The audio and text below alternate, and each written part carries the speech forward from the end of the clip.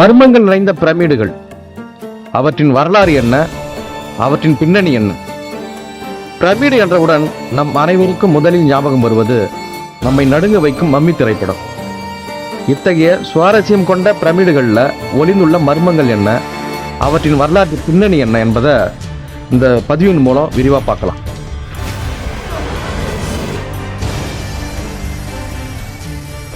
உலகின் தீரா மர்மங்களில் ஒன்றாக இருக்கிறது இந்த பிரமிடுகள். பிரமிடுகள் என்னும் போது இன்றளவும் ஒரு மலைப்பும் ஆச்சரியமும் உண்டாவது அவற்றின் தனி சிறப்பு தான். பல மர்மங்கள்ல ஒரு சிலவற்றிற்கு அறிவியல் ரீதியான விடைகள் காணப்பட்டது. ஆனா சில மர்மங்கள் பலவிதமான ஆராய்ச்சிக்கு பின்னரும் இன்னமும் விடையின்றி தீரா மர்மமாகவே இருக்கிறது. அவ்வகையில பிரமிடுகள் முதலிடம் பிடித்திருக்கின்றது. பழங்கால எகிப்தியர்கள் மனிதர்கள் இறந்த பிறகு உடலை பதப்படுத்தி வைக்கும் கலாச்சாரத்தை கொண்டு வந்தாங்க. அது ஏன் செய்தாங்க என்பதற்கு அவர்களுக்கு மட்டுமே தெளிவா தெரியும். அதாவது மறுபிறவிக்கு வழிவகுக்கும் அப்படின்னு அவங்க நம்பினாங்க. இப்படி உலகின் தொன்மையான 7 அதிசயங்கள்ல ஒன்று பிரமிடு. சீன பெருஞ்சுவரை போலவே நிலவில் இருந்து பார்த்தால் தெரியக்கூடியது. கிட்டத்தட்ட 5000 ஆண்டுகளுக்கு மேலாக பல்வேறு இயற்கை சீற்றங்களை எதிர்கொண்டும் அதனால் எந்தவித பாதிப்புகளும் அடையாமல் தொன்மை உலகின் மர்மமான ஒரு சரித்திரத்தின் அடையாளமாக இன்றளவும் நிமிர்ந்து நிற்கிறது பிரமிடு. இந்த பிரமிடுகளை உருவாக்கியவர் யார், என்ன காரணத்திற்காக இவற்றை உருவாக்கினார்கள், இந்த புதிரான கட்டிட அமைப்பில் ஒளிந்திருக்கும் ரகசியம் என்ன என்பது பற்றி விஞ்ஞானிகளிடையே பல்வேறு கருத்து வேறுபாடுகள் இருக்கும். வரலாற்று ஆய்வாளர்கள் ஒன்றை கூற, விஞ்ஞானிகள் அதற்கு எதிராக ஒன்றை கூற என்று காலமாக தொடர்ந்து கொண்டிருக்கிறது இந்த குழப்பம். பிரமிடு என்றால் பலரும் சொல்வது அது எகிப்தில் இருக்கும் ஒரு கட்டிடம். அதில் அக்காலத்தில் இருந்த மன்னர் போன்றவங்க சடலத்தை பாதுகாப்பாக வைக்கிறாங்க. மம்மி என்றழைக்கப்படும் அவற்றின் உடல்கள் இன்னமும் கெடாமல் இருக்குது. அது தவிர பல்வேறு புதையல்களும் அங்கே இருக்கக்கூடும் அப்படின்னு சொல்றாங்க. ஆனா இவை மட்டும்தான் பிரமிடா, வெறும் உடலை பாதுகாக்கும் சமாதியாகத்தான் அது இருக்கிறதா அப்படின்னு கேட்ட அந்த கேள்விக்கு பல்வேறு பதில்கள் வீடியோல பார்க்க போறோம். இதில் முக்கியமான விஷயம் என்னவென்றால், இந்த பிரமிடுகளை சுற்றி எந்த விதமான மலைகளோ பாறைகளோ கற்குன்றுகளோ கிடையாது. நகரத்தின் அருகில் மட்டுமல்ல, தொலைவிலும் கூட இல்லை. ஒரு புறம் பாலைவனமும் மறுபுறம் கடலும் தான் இந்நகரை சுற்றி உள்ளது. அப்படியானால் இந்த பிரமிடை எப்படி உருவாக்கி இருப்பார்கள் என்பது மிகப்பெரிய ஆச்சரியம்தான். இத்தகைய பிரமிடுகளை உருவாக்க எத்தனை லட்சம் கற்களை எங்கிருந்து கொண்டு வந்திருப்பார்கள், இவ்வளவு பெரிய உயரத்திற்கு அவற்றை எப்படி எழுப்பியிருப்பார்கள் என்றுதான் வரலாற்று ஆய்வாளர்களும் விஞ்ஞானிகளும் ஆராய்ந்து கொண்டிருக்கிறாங்க இப்போ வரைக்கும். மேலும் இந்த அளவுக்கு அருகில் பூமியில் எங்கேயாவது கற்களை தோண்டி எடுத்து இவற்றை கட்டியிருப்பார்கள் என்று வைத்துக் கொண்டால் கூட அவ்வாறு தோண்டி எடுத்த இடங்கள்லாம் மிகப்பெரிய பள்ளங்கள் ஏற்பட்டிருக்க வேண்டும். ஆனால் பல மைல் சுற்றுலாவிற்கு அப்படி எந்த ஒரு பெரிய பள்ளமும் இல்லை. ஆகவே எப்படி இவற்றை உருவாக்கியிருப்பார்கள் என்று இன்னமும் விஞ்ஞானிகள் மண்டையை உடைச்சு கொண்டு இருக்காங்க. ஒரு சிலர் இந்த வகை பிரமிடுகள் மனிதர்களால் கட்டப்படல, மனிதர்களை விட பல்வேறு அதிசய ஆற்றல்கள் கைவரப்பெற்ற வேற்று கிரக மனிதர்களால் கட்டப்பட்டவை என்று கூறுறாங்க. இந்த கூற்றுல உண்மை இருக்கலாம் என்று கூறும் ரஷ்ய விஞ்ஞானிகள் ஸ்பிங்ஸ் பிரமிடை போன்ற ஒரு பிரமிடு உருவச்சில செவ்வாய் கிரக பிரமிடுக்குள்ள காணப்படுது அப்படின்னு சொல்றாங்க. இவை மட்டும் இல்லாம இவர்கள் செவ்வாய் கிரகத்துல சைட்டோனிக் என குறிப்பிடப்படும் ஒரு பகுதியில் காணப்படும் பிரமிடு போன்ற அமைப்புகளுக்கும் எகிப்தின் பிரமிடுகளுக்கும் நெருங்கிய தொடர்பு இருக்கக்கூடும் அப்படின்னு சொல்றாங்க. எகிப்த் பிரமிடு கட்டுமான ரகசியத்தை பற்றி ஒரு சின்ன வீடியோ பார்த்துட்டு போயிடலாம். எகிப்திய பிரமிடுகள் மிகவும் புகழ்பெற்றவையும் அறியப்பட்டவையுமாக உலகிற்கே தெரியும். பாறைகளால் கட்டப்பட்ட இவற்றில் சில உலகின் மிகப்பெரிய கட்டிடங்கள் ஒன்றாக இது அமையுது.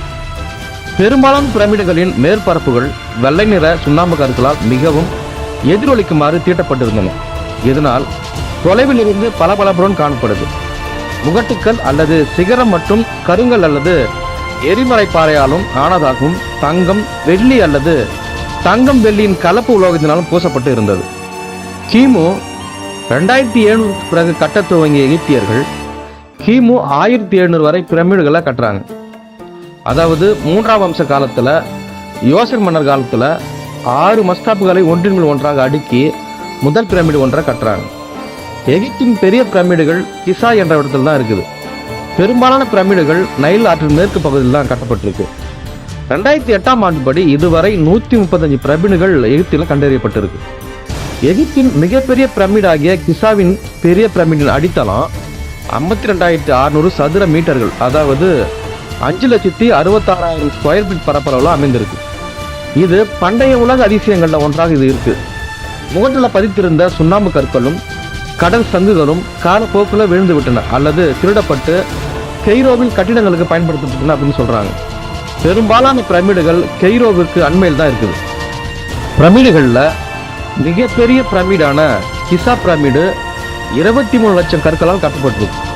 ஒவ்வொரு கல்லும் 2 முதல் 9 டன் வரை எடை கொண்டதா இருக்கு. இந்த கற்களை எங்கிருந்து எப்படி இழுத்து வந்தார்கள், ஒன்றின் மீது ஒன்றாக எப்படி ஏத்தனாங்க என்பது இன்னும் மர்ம முடிச்சாவே இருக்கு. தற்கால எகிப்து தலைநகர் கெய்ரோவின் புறப்பகுதியில் அமைந்துள்ள கிசா பிரமிடுகள் உலக புகழ்பெற்றவை. உலகத்தின் 7 அதிசயங்கள் ஒன்றாக போற்றப்படும் பிரமிடுகள் மிக விந்தையான பல அதிசயங்களை கொண்டிருக்கு.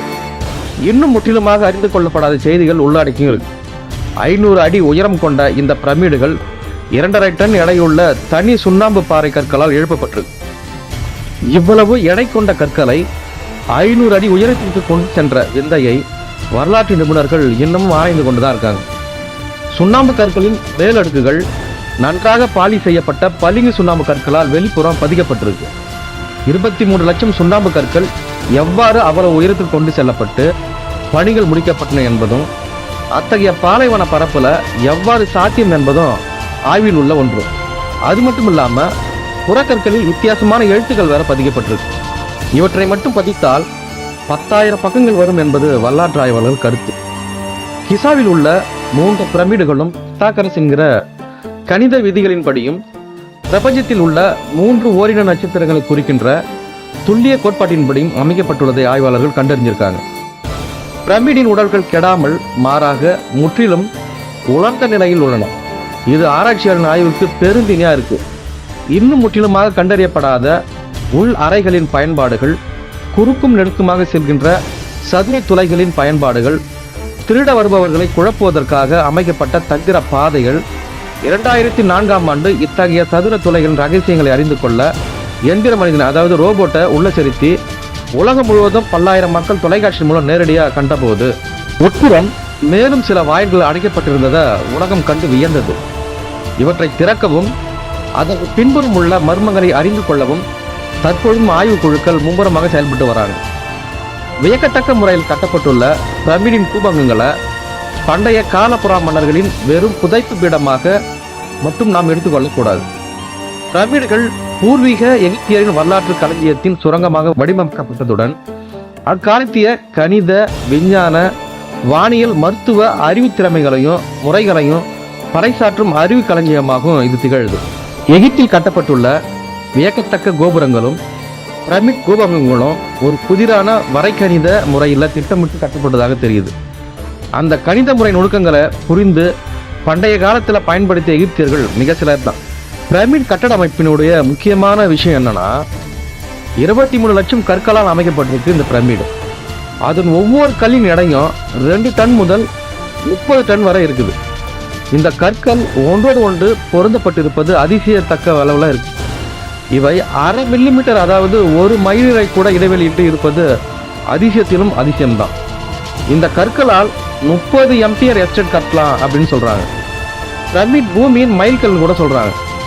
இதனுடைய லாலியூட் மற்றும் லாங்கியூட் ஆகிய இரண்டும் வெட்டி கொள்ளும் இடம் 30 டிகிரி வடக்கு மற்றும் 31 டிகிரி கிழக்கு. இந்த ரேகை மற்ற எல்லா ரேகைகளையும் விட அதிகமாக பூமியின் பரப்பின் வழியே செல்கிறது என்பது இன்னொரு முக்கியமான விஷயம். இதுல இன்னொரு முக்கியமான விஷயம் என்னன்னு பார்த்தோம்னா பிரமிடின் மொத்த கற்களின் எடையான 53 லட்சம் டன்னை 10 ஆஃப் த பவர் ஆஃப் 15 என்ற எண்ணால் பெருக்கினால் பூமியின் எடை கிடைக்குதுன்னு சொல்றாங்க. பிரமிடின் வெவ்வேறு அளவு விகிதாசாரங்கள் ஆங்காங்கே பை எனப்படும் 3.142 என்ற அளவையும் தங்க விகிதம் என்று கூறப்படும் 1.618 என்ற அளவையும் காண்பிக்குது என்பது முக்கியமான விஷயம்.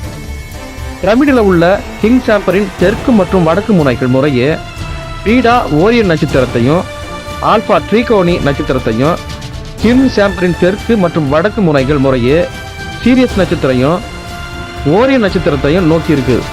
நமது புராணங்கள் போற்றும் விஸ்வமித்ரா நட்சத்திரம் தான் சீரியஸ்.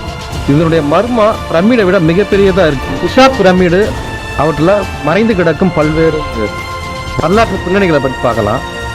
பிரமிட்ல ராஜாவுக்கு தனி அடுக்கு காணப்படுது. இதிலிருந்து வெளிவரும் 2 இணைப்பு பிரமிட்டின் வெளிவரை நீட்டிக் கொண்டிருக்கிறது. ஒருவேளை காற்று செல்வதற்கான வழியாக கூட இது இருக்கலாம் அப்படின்னு சொல்றாங்க. ராணிக்கு என்று தனியாக ஒரு அடுக்கம் இந்த பிரமிட்டுக்குள்ள இருக்குது கிடைக்கும். தற்போது பிரமிடின் அமைப்பு ஒரு அளவிற்கு ரோபோவின் உதவியுடன் கண்டுபிடிக்கப்பட்டிருக்கு. பல புதிர்கள் நிறைந்திருக்கும் இந்த பிரமிடின் வரலாற்று கதவை திறப்பதற்கான நாள் வெகு தொலைவில் இல்லை என்பது அகழ்வாளர்களினுடைய முக்கியமான ஒரு விஷயம். சீசா அதீத அறிவும் ஞானமும் மேலோங்கி இந்நாளில் பேசப்படும் வானியல், புவியியல், பௌதிகவியல், வணிகவியல் போன்ற விடயங்களில் நிபுணர்களாக இருந்திருப்பாங்கன்னு கூட சொல்றாங்க. மேலும் இத்தனை தகவலை விடவும் இன்றைய காலத்தில் கூட சாதிக்க முடியாத மகா சாதனையின் பின்னால் கடவுள் என்னும் மகா சக்தி இதுக்கு உதவி இருக்கு அப்படின்னு கூட சொல்றாங்க. இது மனுஷால் கட்டப்படலை, ஏதோ ஒரு சக்தி இதுக்கு உதவி இருக்கு அப்படின்னு சொல்றாங்க. மேலும் நவீன எகிப்து நாட்டின் கைரோ நகருக்கு அண்மையாக உள்ள பழமையான சீசா நகரம் மொத்தமாக 3 வெவ்வேறு பிரமிடுகளை உள்ளடக்கியிருக்கு. இவை ஒவ்வொன்றும் 2560 கிமு வருடம் முன்பு கட்டப்பட்ட வேளையில இதன் மேற்பகுதிகள் மிகவும் அழுத்தமாகவும் ஜொலிப்பாகவும் இருந்த போதிலும் காலப்போக்கில் இதன் அருமை பெருமை தெரியாத மனிதனால் சிதைக்கப்பட்டு போச்சு. பழமையான சீசா நகரம் சிறந்த பண்பாடு, நாகரிகம், கட்டுப்பாடு, மத ஒழுக்கம், கடின உழைப்பு இவற்றின் உறைவிடமான மக்கள் கூட்டம் செழிப்பான நகரமாக ஆரம்ப காலத்தில் இருந்த போதிலும் பல ஆயிரம் வருடங்களா இந்த ஓட்டத்தின் பின்பு சீசா பிரமிடுகள் மட்டும்தான் பாலைவனத்தில் எஞ்சி இருக்கு. சீசா பிரமிடு மொத்தம் 13 ஏக்கர் பரப்பளவுல நிறைந்திருக்கு. மகா சீசா பிரமிடு இதன் அடிப்பரப்பு 1134 அடியாகவும் உயரம் 486 அடியாகவும் அமைந்திருக்கு. இவை ஒவ்வொன்றும் சராசரி 2.5 தொன், அதாவது 5000 மிராத்தால் நிறையுடைய 21 லட்சம் கற்களினால் 20 வருட காலத்தில் கட்டி முடிக்கப்பட்டிருக்கு. 4 திசைகளில் முகம் கொண்டுள்ள பிரமிடின் வாசல் வடதிசையில் அமைக்கப்பட்டிருக்கு. இதன் வாசல் 9 அடி சதுரமாக நிலத்திலிருந்து 150 அடி உயரத்திலும் அமைந்திருக்கு. பிரமிடின் வாசலிலிருந்து 324 அடி நீண்ட உள்மனை 3 தடங்கள்ல உள்ள இருக்கு. 3 மண்டபங்களுக்கு இது வாசல் செல்லுது. அது மட்டும் இல்லாம பிரமிடின் முதன்மை கட்டுமானத்துல 2 மில்லியன் கற்களால் ஒவ்வொன்றும் 1.50, அதாவது 1.50 அங்குலம் இடைவெளியில பொருத்தப்பட்டிருக்கு. மேலும் கட்டி முடிவுற்ற காலத்தில் மிகவும் பரபரப்பாக இருந்த பிரமிடு 100 மைல் தொலைவிற்கும் சாதாரண கண்களுக்கு புலப்படுமாறு கட்டினாங்க. கட்டிட முடிவுற்ற காலம் முதல் பல காலமாக பிராதான மக்களின் வணக்க தலமாகவே இந்த இடம் இருந்திருக்கு. பிரமிடின் முக்கிய ராட்சதக்கல் கட்டுமானம் தவிர 1,15,000 மணல் உதவியுடன் பளபளப்பு செய்யப்பட்ட சுண்ணாம்பு கற்கள் மேலே பூசப்பட்டிருக்கு. மேல் கூறிய சுண்ணாம்பு கற்கள் ஒவ்வொன்றும் 1.100 அங்குல இடைவெளியில பொருத்தப்பட்டிருக்கு. சீசா பிரமிடு நைல் நதி கரையிலும் எகிப்து நாட்டின் எல்லையிலும் இருக்கு. சீசா என்பதன் அர்த்தம் அரபு மொழியில எல்லை என்பதாகும். கட்டுவதற்கு உபயோகித்த கற்களின் 20 எம்பையர் எஸ்டேட் கட்டிடம் கட்டலான்னு கூட சொல்றாங்க.